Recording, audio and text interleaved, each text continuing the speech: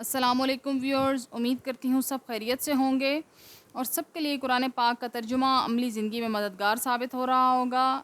Viewers, ہمارے 5ویں پارہ کیا تیسرا رکوع چل رہا ہے، جس کی ہم نے آیت نمبر 36 تک پڑھ لی ہے، جو کہ سورہ النساء بھی جاری ہے ہماری ساتھ۔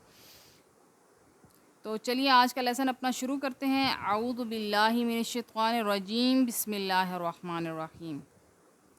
الذین جو یبخلون، جو خود بھی بخل کرتے ہیں، یأمرون الناس، اور حکم دیتے ہیں لوگوں کو، بالبخلی، بخل کرنے کا، اور یکتمون، چھپاتے ہیں، ما جو عطاہم اللہ، عطا فرمایا ہے انہیں اللہ تعالیٰ نے، من فضلہ، اپنے فضل و کرم سے، وَأَعْتَدْنَا، اور تیار کر رکھا ہے ہم نے، للکافرین، کافروں کے لیے، عذابا مہینا، ذلیل کرنے والا عذاب۔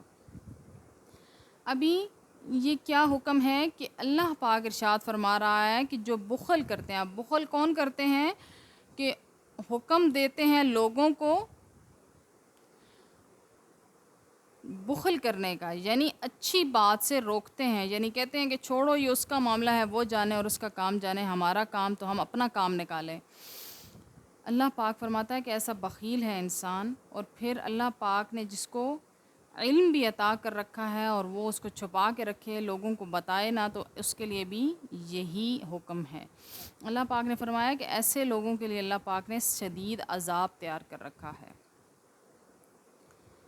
والذین، اور جو لوگ ینفقون، خرچ کرتے ہیں، اموالہم، اپنے مال، رعاء الناس، دکھانے کے لیے لوگوں کو، ولا یؤمنون، اور نہیں ایمان رکھتے، باللہ، اللہ تعالیٰ پر، وبالیوم الآخر، اور روز قیامت پر، ومن، اور جو یکن الشیطان، ہو جائے شیطان، لہو، اس کا، قریناً، ساتھی، فساء قرینا، پس وہ بہت برا ساتھی ہے۔ اب اللہ پاک فرماتا ہے کہ جو لوگ صرف اور صرف دکھاوے کے لیے اپنا مال خرچ کرتے ہیں، اصل میں انہیں نہ اللہ پہ یقین ہے، نہ ایمان ہے، نہ یوم قیامت پر ایمان ہے، تو ایسے لوگوں کا ساتھی صرف شیطان ہی ہے، جو کہ برا ساتھی ہے۔ اللہ پاک ہماری مغفرت فرمائے، ہمیں ریاکاری سے بچائے، اللہ پاک ہمیں حق کلمہ کہنے کی توفیق عطا فرمائے اور ہمیں باعمل بنائے۔ آج کا لیسن یہاں تک، وآخر دعوانا ان الحمد للہ رب العالمین۔